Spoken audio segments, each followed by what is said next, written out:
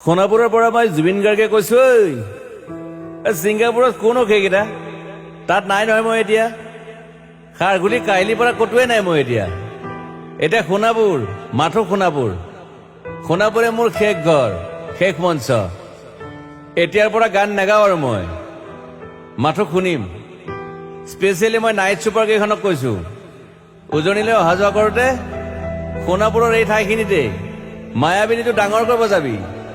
ৰৈ থাকিম উজাগৰে ৰাতিৰ বুকুত। মই আগতেও কৈছিলো আৰু এতিয়াও কৈছো, মোৰ কোনো জাতি নাই, মোৰ কোনো ধৰ্ম নাই। সৰু সজাত দেখুৱাই দিলো কোন হনে তাত ব্ৰাহ্মণ, কলিতা, আলী, ৰহমান, ডেকা, বড়ো, ৰাভা, পূজাৰী আৰু এইটো কি কয় নমাজ পঢ়াই যে মৌলবীও আহিছে সৰু সজালৈ। I love people, I love man. সেইবাবে মুখ্যমন্ত্ৰী হিমন্ত দাকো কৈছো, মই বিৰোধী দলকো কৈছো, লুৰি নকিল সকলোকে কৈছো, পলিটিক্স নকৰিবা বন্ধু। মই সৰু সজাইৰ মানুহৰ অসমখন বিচাৰিছিলো। চাই থাকিম সোণাপুৰৰ পৰা। খেলি মেলি হলে কষ্ট পাম, উভতিও আহিব নোৱাৰিম। যোৰহাটৰ মানুহখিনিয়ে কষ্ট পাইছে বুলি শুনিছো। মোৰো যাবৰ মন আছিল। প্ৰিয় ঠাই, দেউতাৰ ঠাই। উপায় নাই, পলম হলে শৰীৰটো কষ্ট পায়। বাকী গৰিমা আৰু দেউতাই গুৱাহাটীতে থকাটো বিচাৰিলে। একো নাই, গুৱাহাটীলৈ আহিলে মাত দি যাব। সোণাপুৰতে থাকিম। আৰু এটা কথা, যোৰহাটত প্ৰতিমূৰ্তি এটা হ'ব বুলি শুনিছো। গুচি যাম কেতিয়াবা। কেণ্টা কাকো খাতিৰ নকৰো। মায়াবিনী ৰাতি ধুমুহাৰ খতে। মাজুলীবাসীয়ে দুখ নকৰিব দেই। মনত পৰিলে গাই দিব মাজুলীৰ এজনী ছোৱালী। নিমাতী ঘাটলৈ যাব নোৱাৰিম আৰু। একো নাই, মোক প্ৰতিটো বসন্ততে পাব অসমবাসীয়ে। শৰতত গাইছো, বহাগত গাইছো, ৰ'দত গাইছো, বৰষুণত গাইছো। দুখৰ গান, সুখৰ গান, শিশু, মুক্তি, মায়া, অনামিকা। মাথো নতুন গান গাব নোৱাৰিম। বন্ধ হৈ থাকিল চেলা সকলো।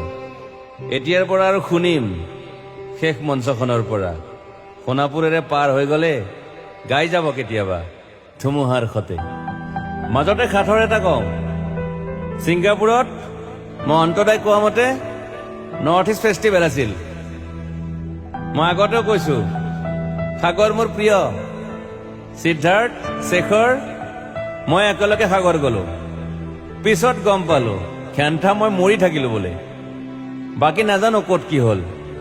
শেখৰো নাই, সিদ্ধাৰ্থো নাই। অকলে অকলে কফিন এটাত দিল্লী হৈ সৰু সজাই পালো। বাট আই লাইক পিচ। মই শান্তি বিচাৰো। বৰ কম সময় পালো। মন আছিল কিবা এটা কৰিবলৈ। উশাহটোৱে বন্ধ হৈ থাকিল সাগৰত।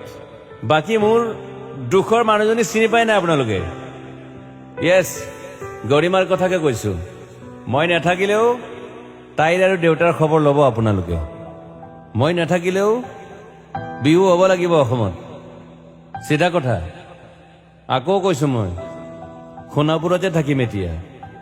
মোৰ সমাধিৰ ওচৰৰে গলে গাই যাব সকলোৱে মায়াবিনী ৰাতিৰ বুকুত।